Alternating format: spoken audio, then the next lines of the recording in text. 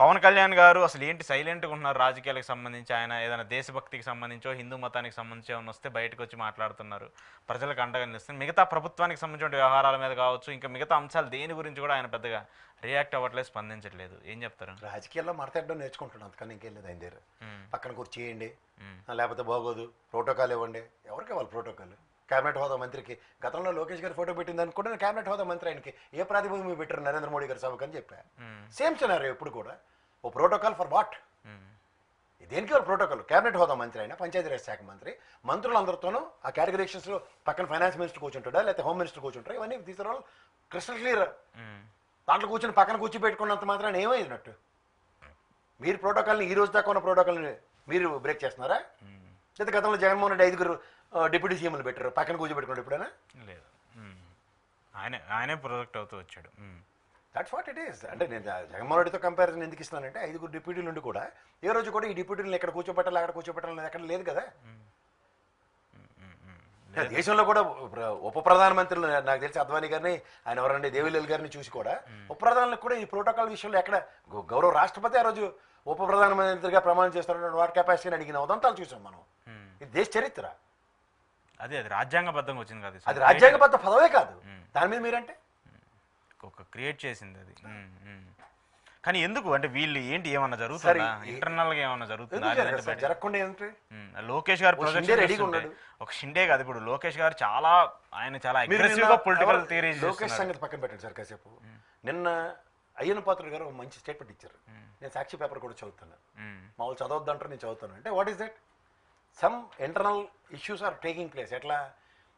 ఇప్పుడు ఎంత కదైనా చైర్కి రెస్పెక్ట్ ఇవ్వాలి మనం. గౌరవ స్పీకర్ పదవిలో ఉన్నాడు.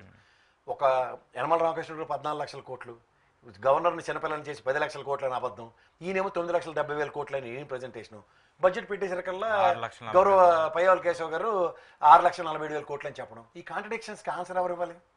బాధ్యత ఫ్లోర్ ఆఫ్ ద హౌస్ అయింది కదా. ఆ చైర్కి రెస్పెక్ట్ ఏముంటుంది? అబద్ధాలు నేను కూడా తానాట తందానంటే ఎలాగవుతుంది? What is what and need to కదా. ఒక కాంట్రడిక్షన్ ఏంటి? వీళ్ళందరూ ఒకటే, నువ్వు ఆ ఒడ్డున ఉంటావా ఈ ఒడ్డున ఉంటావా పాటలకి, వీళ్ళందరూ ఈ ఒడ్డే ఉన్నారు. మరి ఆ ఒడ్డున్నాడు ఎవడు? సాక్షిగా కనపడతాడు. అది నిజమో అబద్ధం ఒకసారి కంపేర్ చేసి ఇదేంటిది, దీని డేటా ఏదని అసెంబ్లీ సెక్రటరీకి చెప్పాడు అనుకోండి, సచ్చినట్టు డేటా తేవాలి కదా. డేటా తెచ్చాడు అనుకోండి కాదు. ఇప్పుడు ఆయన దగ్గర వాస్తవం ఉంటుంది స్పీకర్ చైర్లో. ఇదేంటిది లాస్ట్ బడ్జెట్లో ఇది కాగ్ రిపోర్ట్ ప్రకారం ఇది మీరేటి చెప్తున్నారు అన్నది కౌంటర్ క్వశ్చన్ ఉంటుందా ఉండదా?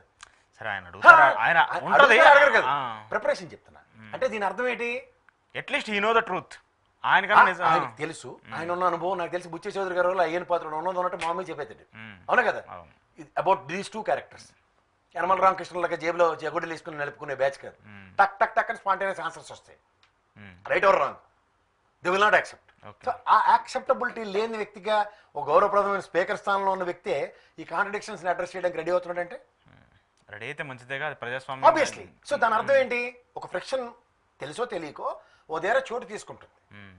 అండ్ నేను సేమ్ సినారో ఈ పవన్ కళ్యాణ్ కుర్చీ పక్కనే అయితే నాతో పాటు సమానంగా చూడండి ఏం పర్లేదు అని కండుకోడి. ఇప్పుడు చిన్నపిల్లలు చూడు, హత్ తెరి అన్న అంత మాట అంటావా అని ఇలా గవర్నర్ కొడతాం మనం. నేను కూర్చోనమ్మా నువ్వు జాగ్రత్త అక్కడ కూర్చోండి. ఇవే ఆయన చైర్ కోసం కదా, ఆయన చాలా ఏదో ప్లాంట్ గా పార్టీకి సంబంధించిన వ్యవహారాల మీద. ఏం వ్యవహారాలు ఉన్నాయి చెప్పండి. ఏదో ఆయన మీకు తెలిసిందే చెప్పండి, నాకు తెలిసిన మరి ఏం లేకుండా పంచాయతీరాజ్ శాఖ నాకు తెలిసి మొన్న చాక్లెట్ ఇచ్చాడు పెన్ ఇచ్చాడు తెలియదు, కానీ నరేంద్ర మోడీ పెన్ ఇస్తే మాత్రం ఫైల్ బాగా పెండింగ్ ఉన్నాయి, అవి సంతకాలు పెట్టాలి. ఆయన శాఖకు సంబంధించి చాలా ఫైల్ ఎందుకంటే ఇదే అయ్యన్న పాత్రుడు కూడా శాఖధనుడు. ఎందుకు? అదే పంచాయతీరాజ్ శాఖ లోకేష్ కోసం వదిలేసి ఆయన వచ్చాడు. ఇప్పుడు ఎక్కడికి తీసుకొచ్చి ఆయన కళ్ళ ముందు శాఖ ఇస్తే ఇంత పెండింగ్ ఉంటే లావుడు మర్మంగా ఉంటే ఎలా ఉంటుంది? నాకేంటి స్పీకర్ ఇచ్చారు చిన్నపిల్లని చేసి, నీకేంటి తెలియపోయినా నీకు అది ఇచ్చారు, ఏడు చేస్తున్నావు అన్నది లోపల ఉంటుందా ఉంటుందా? ప్రతిసారి నేనే త్యాగాలు చేయాలన్న కోణం ఉంటుందా ఉంటుందా? స్పీకర్ పదవి ఏం చిన్న పదవి కాదు కదా సార్. మళ్ళీ అదే మాట.